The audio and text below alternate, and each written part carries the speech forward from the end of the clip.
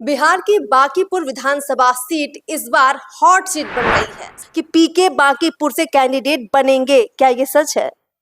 आपने सीधा सवाल किया, मैं सीधा उत्तर दे देता हूँ। उसका बदला लेने का समय आ गया है। तो बांकीपुर से बदला लेंगे आप? निश्चित रूप से। नितिन नवीन और उनके पिताजी ने बांकीपुर की कितनी जनता की क्या भलाई की है। अगर एक व्यक्ति जनसुराज का विधानसभा के अंदर आ गया तो सरकार की तो हम बखिया उधेड़। कितने कायस्थ फैमिलीज को 40 साल नितिन नवीन और उनके पिता के होने से फायदा हुआ। बिहार की बांकीपुर विधानसभा सीट इस बार हॉट सीट बन गई है। सबसे बड़ी वजह है प्रशांत किशोर, क्योंकि इस वक्त बांकीपुर में प्रशांत किशोर ने पूरा माहौल बदल दिया है। हर गली मोहल्ले चौराहे में जाकर लोगों से मिल रहे हैं और ऐसा लग रहा है कि जिस बांकीपुर विधानसभा सीट को बीजेपी बहुत सहज सीट मानकर चल रही थी, वो अब काफी चैलेंजिंग बन चुकी है। देखिए, नितिन नवीन यहाँ से अभी तक विधायक रहे। बीजेपी के राष्ट्रीय अध्यक्ष बनने के बाद ये सीट खाली हुई और अब इस सीट पर उपचुनाव जुलाई अगस्त में होने जा रहा है। नमस्कार, मैं अर्पिता, आप देख रही हैं पीओ भारत। तो इस सीट पर प्रशांत किशोर खुद चुनाव लड़ेंगे या जन सुराज की तरफ से किसी और कैंडिडेट को मौका मिलेगा? इनके मुद्दे क्या होंगे? इन तमाम सवालों के जवाब लेने के लिए हम इस वक्त मौजूद हैं जन सुराज के पार्टी दफ्तर में, जहां पर मनोज भारती जी हैं, जन सुराज के प्रदेश अध्यक्ष हैं। भारती जी, आपका बहुत बहुत स्वागत है। धन्यवाद। आपके दर्शकों को भी मैं अपनी शुभकामनाएं देता हूं। मनोज भारती जी, पहले सीधा सवाल लेते हैं, क्या प्रशांत किशोर जी इस सीट पर चुनाव लड़ेंगे? क्योंकि दावेदारी की काफी चर्चाएं हो रही हैं, हेडलाइंस बन चुकी हैं कि पीके बांकीपुर से कैंडिडेट बनेंगे। क्या ये सच है? आपने सीधा सवाल किया, मैं सीधा उत्तर दे देता हूं। जवाब ये है कि बांकीपुर की जनता ने बहुत ज्यादा संख्या में हमसे ये मांग की है कि जनसुराज की तरफ से प्रशांत किशोर जी को उम्मीदवार बनाया जाए। अब सवाल केवल इतना है कि हमारी जो कार्यकारिणी है समिति, वो बैठेगी, वो इस पर निर्णय लेगी और फिर प्रशांत किशोर जी की अपनी राय भी इस पर ली जाएगी। मुझे लगता है कि इस प्रक्रिया में 2 सप्ताह के आसपास और लगेगा। उस बीच में जैसे ही ये काम पूरा होता है हम लोगों को बता देंगे। लेकिन थोड़ा चैलेंजिंग आपके लिए भी होगा, क्योंकि अभी हाल ही में विधानसभा चुनाव का जो परफॉर्मेंस रहा जनसुराज का, काफी निराशाजनक एक तरह से था। एक भी सीट आपने नहीं जीती है और ना सिर्फ चुनाव जीतने की बात थी, बल्कि वोट परसेंटेज भी काफी गिरा हुआ था। ऐसे में बांकीपुर में आपको जीत की कोई उम्मीद है? जीत तो हमारी उस समय भी थी। जो आपने वोटिंग परसेंटेज की बात की, एक भी सीट न मिलने की बात की, उसके 10 कारण थे। कुछ बाहरी कारण थे, कुछ आंतरिक कारण थे। 10-10 हज़ार, 1 करोड़ 70 लाख रुपए 70 लाख लोगों के अकाउंट में डायरेक्ट ट्रांसफ़र किया गया, जो कि इलीगल था। उसका असर ये हुआ कि अभी बिहार सरकार का कोष खाली हो गया है। सरकारी अफसरों को पैसे नहीं मिल रहे हैं, सैलरी नहीं मिल रही है। इस तरह से जनता को बहुत धोखा दिया गया। पिछले चुनाव में जो धोखा बीजेपी की सरकार ने जनता को दिया, उसका बदला लेने का समय आ गया है। तो बांकीपुर से बदला लेंगे आप? निश्चित रूप से जनता बदला लेगी, हम नहीं। जनता को जो धोखा दिया गया है, भाई 25 से 30 फिर से नीतीश नारे पर चुनाव लड़ा गया था।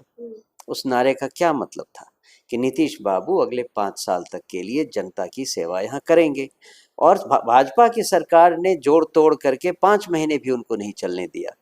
बिहार की जनता इससे बहुत नाखुश है और ये बांकीपुर की जनता के लिए एक सुनहरा मौका है कि उनको ये मौका मिला है इस बात का जवाब देने का कि बिहार के लोगों के साथ आप इस तरह से धोखाधड़ी और अन्याय नहीं कर सकते।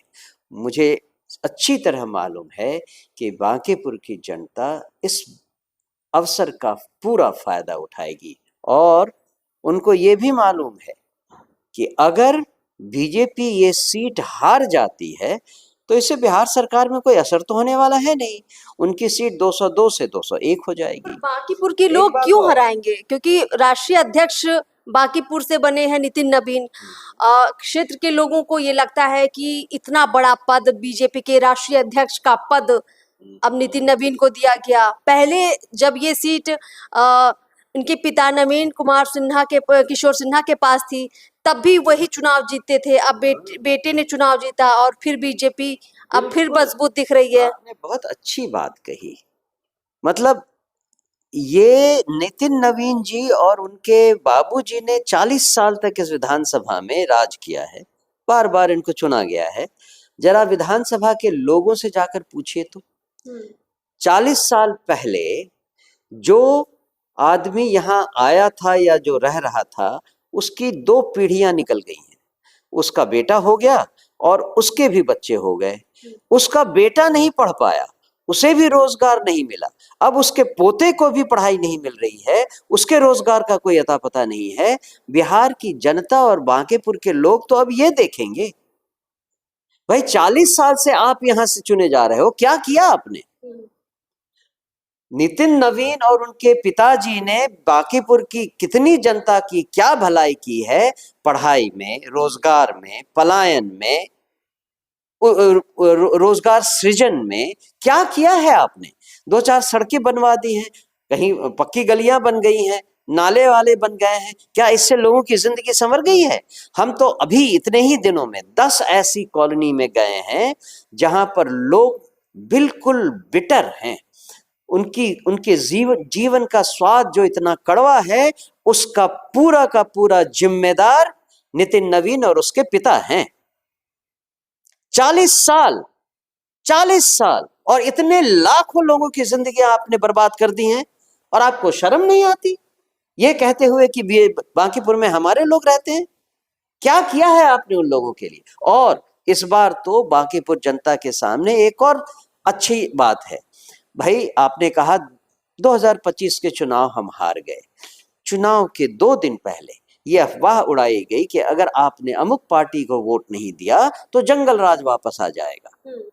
अफवाह थी। इस बार तो वो डर नहीं है। भाई एक सीट अगर बीजेपी हार भी गई तो जंगल राज आने का सवाल नहीं पैदा होता। तो लोग आपको क्यों चुनाव जितवाएं? वो इसलिए कि यहाँ पे ये आर्गुमेंट बिल्कुल सही है। वो इसलिए कि अगर जनसुराज का पिछला काम देखें, पिछले 3 सालों में जनसुराज ने बिहार के बदलाव का नारा ही नहीं दिया, हमने बिहार में बदलाव करके दिखाया। कैसे? 3 सालों से लगातार जनसुराज कहती आ रही है कि हमारी सरकार बनी तो हम वृद्धावस्था पेंशन 2000 रुपए कर देंगे। जो सरकार पिछले 20 सालों से वृद्धावस्था पेंशन 400 रुपए दे रही थी, जनसुराज के डर से उसने उसको बढ़ाकर 1100 रुपए कर दिया।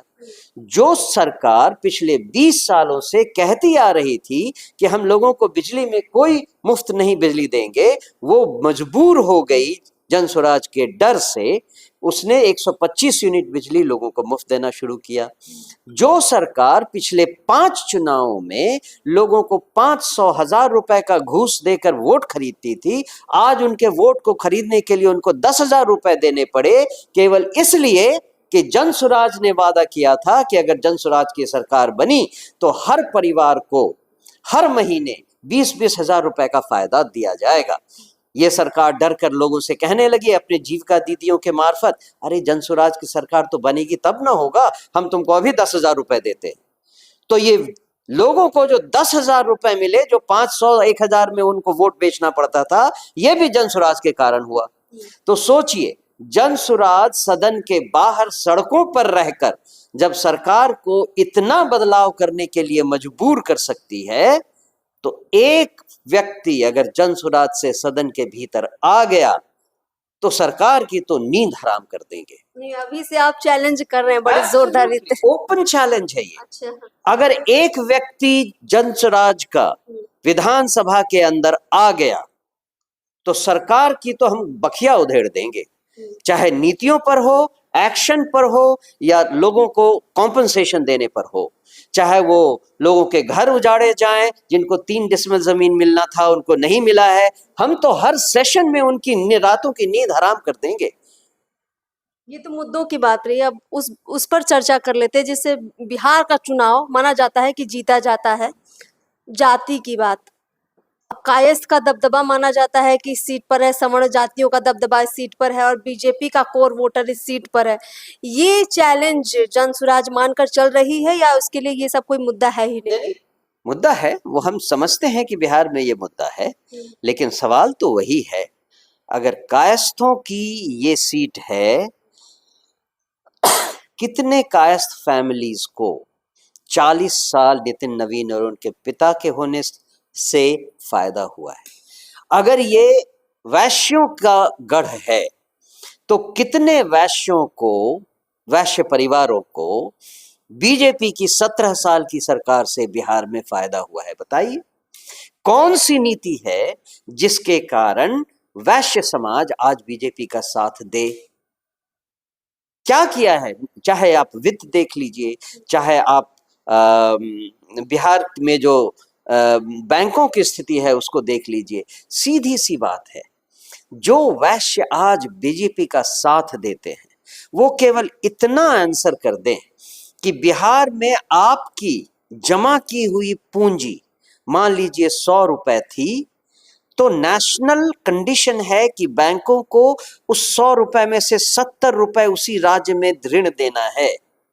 बिहार में पिछले 25 सालों से 35 रुपए हर 100 रुपए का बिहार के लोगों का पैसा बैंक दे रहे हैं, बाकी पैसा वो दूसरे राज्यों में भेज रहे हैं। गुजरात में ये जो सीडी रेशियो कहते हैं, क्रेडिट डिपॉजिट रेशियो, गुजरात का क्रेडिट डिपॉजिट रेशियो 95 है, हैदराबाद का 100 है, महाराष्ट्र का 105 है, बिहार का 35 है। जरा वैश्य समाज इसका उत्तर दे तो सही, ये बीजेपी सरकार क्या कर रही है बिहार के साथ? कितना धोखा किया है बिहार के साथ इस बीजेपी की सरकार ने, इसको तो पूछ के देखिए। चलिए, कुल मिलाकर ये साफ पता चल रहा है कि पूरे जोशो खरोश के साथ ना सिर्फ प्रशांत किशोर, पूरी की पूरी जनसुराज डटी हुई है, बल्कि इस बार सदन के अंदर पहुंचने की पूरी जद्दोजहद है। और सदन में अगर जनसुराज पहुंचती है तो क्या कुछ होगा, अभी मनोज भारती जी के जरिए आपने सुना। मनोज जी, आपका बहुत बहुत शुक्रिया हमसे बातचीत करने के लिए। तो पीओ भारत पर लगातार हम बांकीपुर विधानसभा चुनाव से जुड़ी हुई तमाम खबरें, चर्चा, बातचीत, पब्लिक ओपिनियन लेकर आते रहेंगे। नमस्कार।